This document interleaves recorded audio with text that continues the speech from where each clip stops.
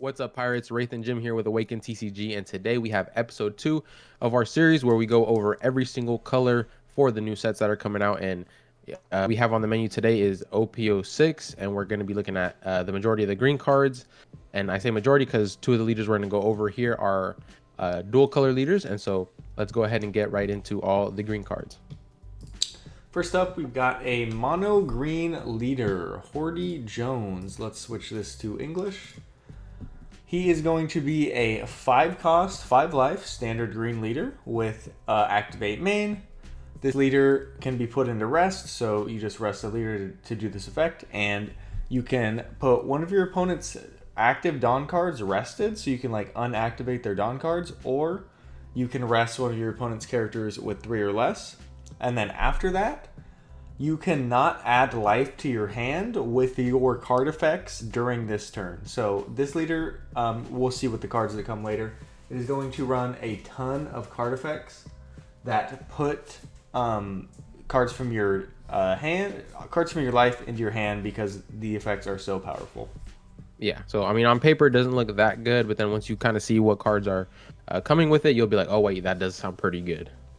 Yep, going to be a very good archetype for, honestly, a lame-ass character. I do not like Hordy Jones. Next up, we've got Perona, the deck I am looking forward to playing the most in OP06.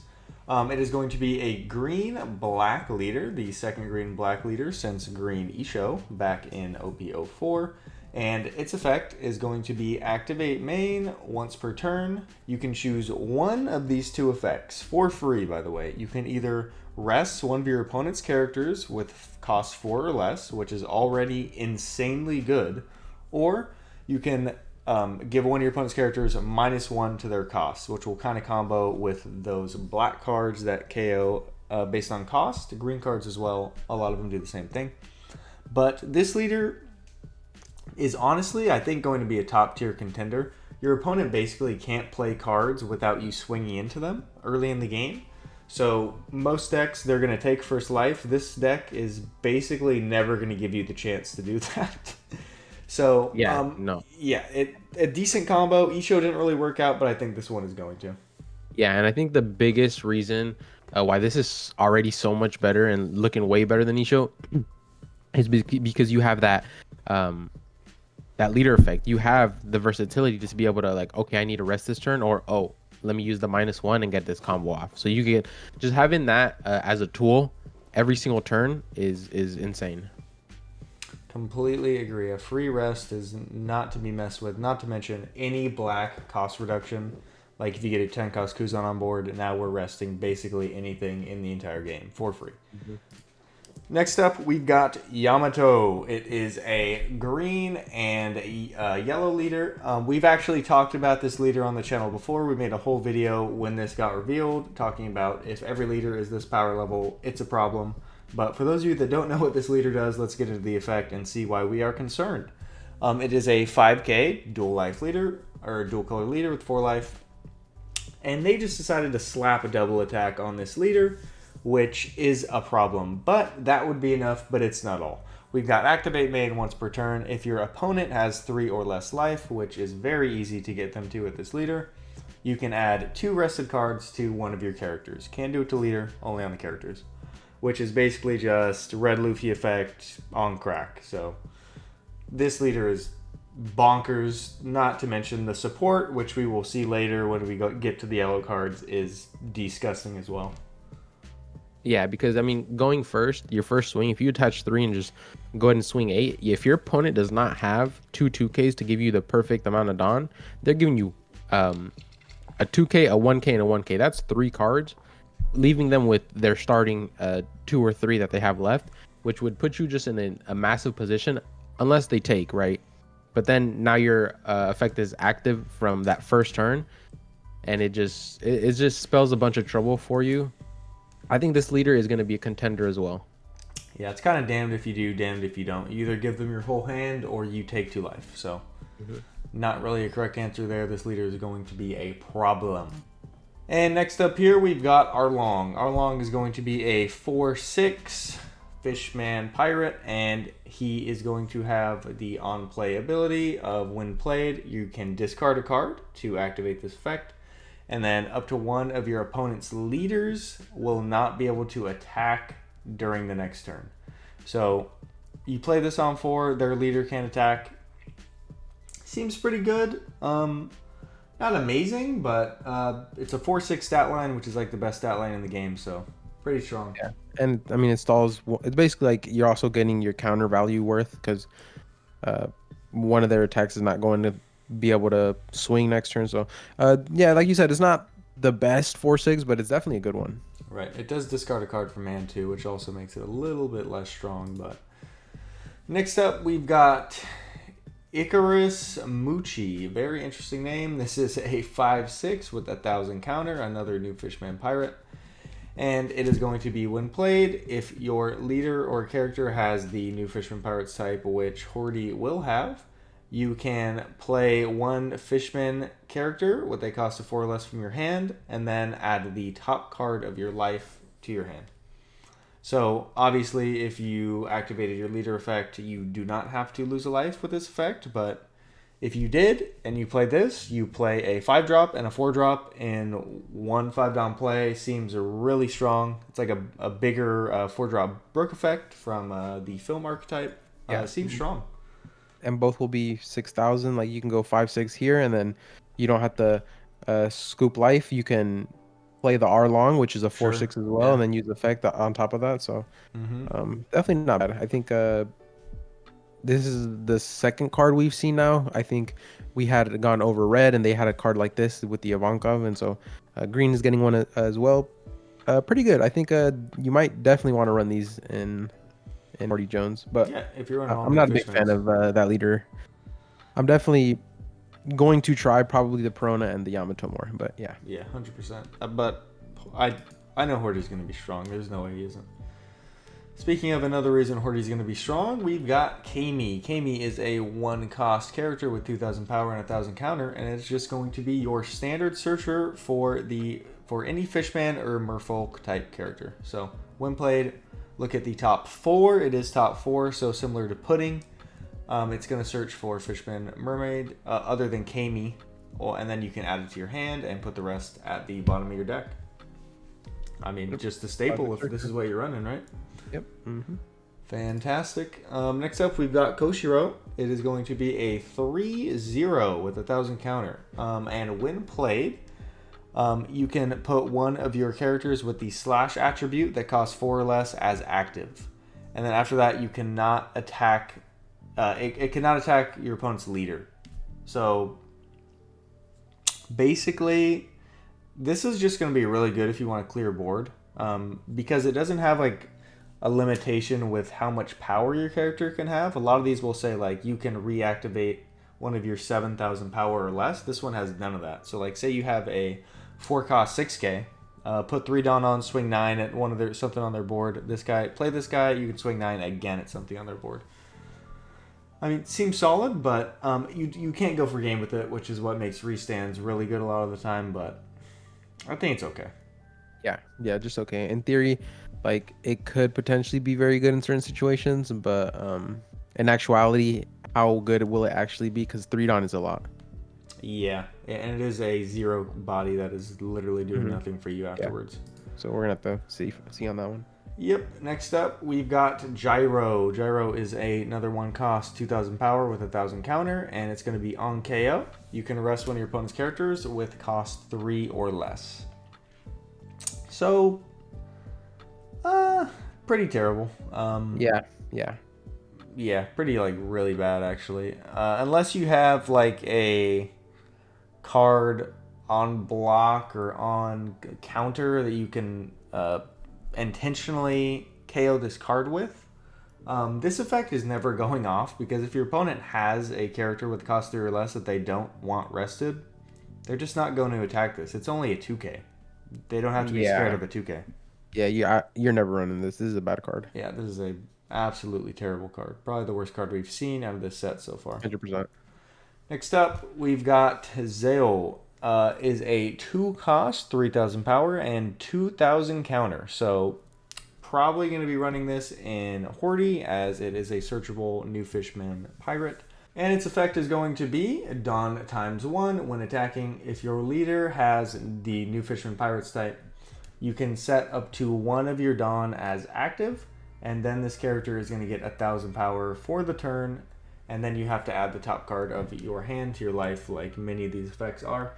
So it is a 2/3 with 2k counter that when you actually play it on the board, you only need to attach one Dawn to threaten leader. And then it also is just going to reactivate one of your Dawn when attacking.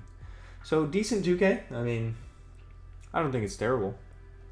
Yeah, I mean, what other green options are there for 2Ks? There's not much good ones, right? The best probably being Ezo.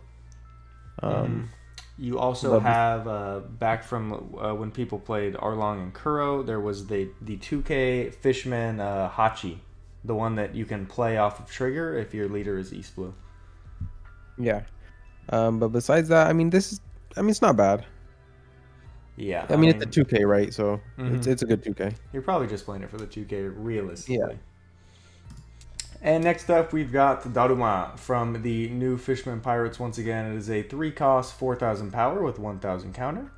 And it is just going to be Dawn X1 when attacking once per turn. If your leader has the new Fishman Pirates type, this card is going to set itself back to active and gain 1,000 power. So, mind you, that is when you are attacking. And then after this, you do have to add the top card of your life to your hand, which your leader will obviously cancel out. But this card is absolutely insane. Basically, you attach 1 to 5. You swing, it sets itself back as active and gives 1,000 counter, bringing it to 6. So attaching 1 to this card makes you swing 6 twice. Insane card. 100%. Yeah, for 3 Dawn, I think that's going to be a staple for sure in the deck. Yeah, if you are if you're resting your leader every turn to get its effect off, pretty much this is like your Kyros in the Rebecca archetype. This is going to be your card that's like swinging every turn. However, it is obviously a lot easier to remove than Kyros, but yeah, definitely a strong card that I think every Hordy deck is going to 100% need to play. Next up, we've got Dolsun. He is a 3-cost, 4,000 power with 1,000 counter, and his effect is when attacking. If your leader is new Fishman Pirates type, this character cannot be KO'd in battle on your opponent's turn, and then it will also just get 2,000 power to the start of the next turn as well, and then you can add the top card of your life to your hand. So 3/4 that you play out, no Dawn investment, you just swing with this card. It is now a 3/6 until the end of your opponent's next turn, and also not able to be KO'd in battle. So, oh my, this card is so good.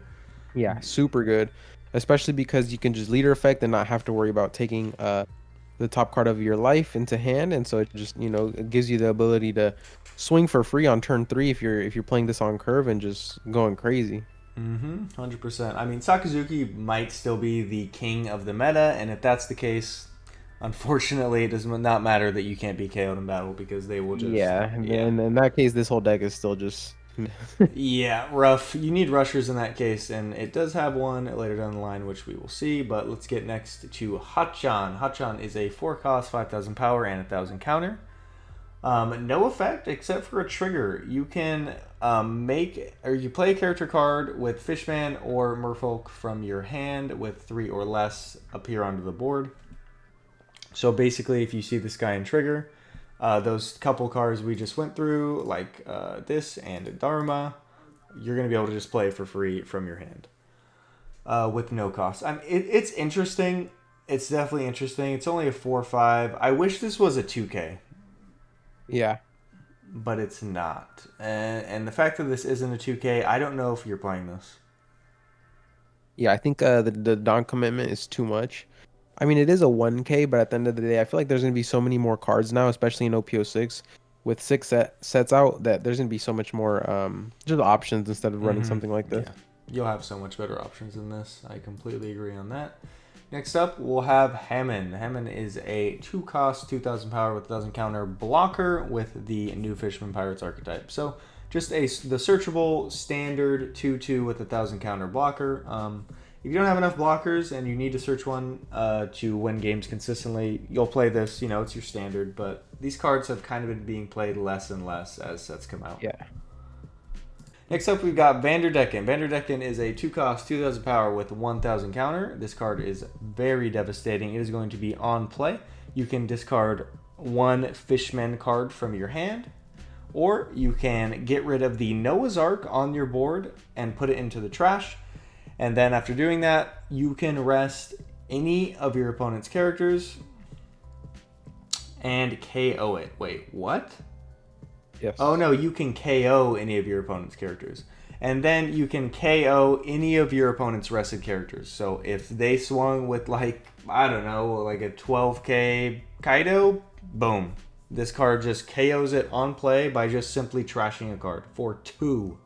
That is ridiculous.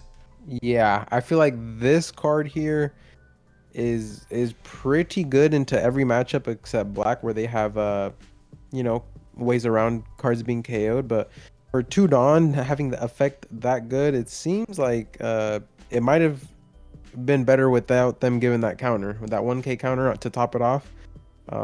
Definitely a very strong card. Yeah, no, this card is disgusting. Gonna be a huge problem. Green decks, I guess you do have to run Fishman, so any deck that's running any Fishman Pirates are 100% gonna run this deck. Yeah. Or this card. Next up, we've got Heelzadal is his name. It is a 4/6 with no counter, and its effect is going to be activate main once per turn. You can rest up to one of your opponent's characters with a cost of 4 or less. And then this character is just going to get like 1,000 power for free during this turn. And then you can add the top card of your life to your hand, which obviously Hordy is going to stop from happening. But so a 4/7 for the most part, right? That is resting a 4 every turn if it's not dealt with, right? Because this is an activate main effect. Seems really strong, honestly. Really good. Yeah, that's something that if you can't get rid of is definitely going to be a nuisance. It's like we love that 4/6 stat line, so you know it's perfect there. And then obviously being able to use this effect multiple times throughout one match seems like it could definitely win you some games. And it's going to hit that perfect 7k that everybody likes to attack with. And next up, we've got Hordy Jones himself. The SR of the archetype is going to be a 7-cost, 8,000 power with Rush, which is already good, but its other effect is on play. You can rest up to 2 of your opponent's characters. There is no cost here. It's just 2 of them, or you can rest up to 2 of their Dawn cards. And then you need to put the top card of your life into your hand. So, I mean, a 7/8 rush is already good enough. The fact that you can just rest 2 characters, you just do that. That is insane. 2 blockers, right? So I have 2 blockers. Now you don't, and I'm swinging 8k and with whatever other units I have on board. Yeah, seems completely broken. Right, being able to just, if they have 2 blockers, you know, rest them, swing at something you need to kill, or even go for game, seems pretty busted. I like the archetype. I don't like the leader. I'm gonna be honest, but yeah, the green definitely has some heavy hitters, and this is one of them. Yeah, not being able to swing with leader is going to be a little weird and a little rough sometimes, but these cards are kind of making up for it, dare I say. Next up here, we've got Ryuma. Ryuma is a 4-cost, 6,000 power, thriller, bark, and Wano country type character. So searchable with Momonosuke and no counter, and it's going to be on played or on KO. You're just going to be able to KO up to one of your opponent's rested characters with the cost of 4 or less. So X-Drake effect on a 4-drop on play, and also on KO. So if they swing into this card with anything that's 4 or less, this card is going to take it out with it. Really insane, actually. Really, really strong. Yeah, I feel like just because not only does it get you a free kill on play, now your opponent has to play around it when they're going to go, to kill it. So it just, brings an extra element that your opponent has to worry about, which gives you more freedom to play a little more how you like. Yep, not to mention in Perona, you can obviously lower things cost and rest them for free, and then this card will just get rid of it. Say you're going on 5 Dawn and they just played a 4 cost Kuzan or something like that, you just rest it with leader to play this card, boom, pop. Seems really, really good. Definitely going to be a problem. Next up, we've got Wadatsumi is a Fishman / Flying Pirate, and it is going to be your standard 6/8 vanilla. Don't think this is ever going to get played, but good that we've got a bigger body. And next up, we've got a ton of worlds. It's definitely something along the lines of Sanzen, yada yada. It's 3,000 worlds, but better. So it's going to be a 1 cost counter for green, and it is going to be give up to one of your leaders or characters 2,000 power for this battle. And then after that, if you have 8 or more rested cards, so you might say, wait, that's impossible. No, this counts rested Dawn cards as well as your character cards. You're going to get an extra 2,000 power if you meet that criteria, which is going to honestly be really easy to meet, especially in the late game, as you'll be playing 10 drops and stuff, and this card will automatically be online as green's own Radical Beam. Yeah, 100%. Definitely a great counter event. So it's going to be interesting to see. I hope that our Red's Radical Beam gets finally unrestricted, because cards like this are just taking over now. Yeah, power level and power creep going up by a ton. This card is super good. Next up, we've got You Can't Even Get Over Boredom is a 4 cost green event, and is going to be activate main. Your opponent, you can rest one of your opponent's characters with 6 or less cost, or you can KO up to one of your opponent's rested cost 6 or less characters. And the trigger is going to be just activate the main effect, which is honestly a very strong trigger. But do we run this card is the question. Resting a 6 cost for 4 is really bad. I don't think you're ever going to use that effect. However, the other effect, KOing a 6 for 4 sounds really good on the other hand. So yeah. Personally, I believe this is the problem that we had with the one we already have in green, right? The 5-drop rest a 6, KO a 6. Obviously this is less Dawn, but it only has one of the 2 effects. So I feel like it just might be an issue where it's just too much Dawn commitment, especially for just the rest effect. I agree. Did that card definitely be interesting to see? Yeah, did that card have activate main during the for the trigger? No. Okay, so it was restand 5 of your Dawn. Okay, a little bit different. Like maybe you run this in Yamato where you can intentionally put cards into your life, but we will see. I honestly do not know where this card will lie. And next up, we've got Yabu Shark is a 2 cost main event, and you can just KO up to 2 characters with a cost of 3 or less that are rested. So for 2, you're KOing 2 3 or less rested characters. I don't think this is any good in Hordy, but I do think this is really good in Perona. I think this could be a problem in Perona, actually. So, looking forward to that. And next up, we've got Noah's Ark. The most expensive card in the entire game. The most expensive stage in the entire game is what I meant to say. It is a 6 cost stage, and it's going to be on play. You can just rest your opponent's entire board. That wouldn't be that good, but then you look at the trigger, which says you can just play the card for free. So if you can find a way to intentionally put this in your life and know it's there, and your opponent has a board of cards to swing with, you can just immediately shut down their entire turn in one fell swoop. Yeah, I mean, one quick idea. I mean, obviously it's a long shot, but there's the 1-drop event in yellow where you take top life and then you could put whatever you want in hand back on top. And so, doing something like that in Yamato could work. Sure. But yeah, it's a very large Dawn investment to rest your whole opponent's board, especially when they don't have much. But, you never know. If you get that in trigger, it could be literally life or death and why you win a match. And last but certainly not least, we have one of our two secret rares for this set. It is going to be Roanoa Zoro. Roanoa Zoro is a 9 cost, 9,000 power character with the Straw Hat archetype. And it is going to be when attacking, once per turn, you can rest one Dawn and then just set this character as active. But that's not all, as if that wouldn't be good enough. This character has activate main once per turn. You can rest 2 Dawn and set this character as active. So, Broken. Broken. This card is going to be absolutely insane. For 3 Dawn, with no more Dawn investment, you can swing 9 3 times, which is already good enough. And there are cards in certain decks you can combo with this card that are going to make it a ton more scarier. In Yamato, you can play the Nami that grants something banish, or in Luffy, red green Luffy, you can use the Diabu Jambu, which will make this card unblockable for like 15k swing 3 times.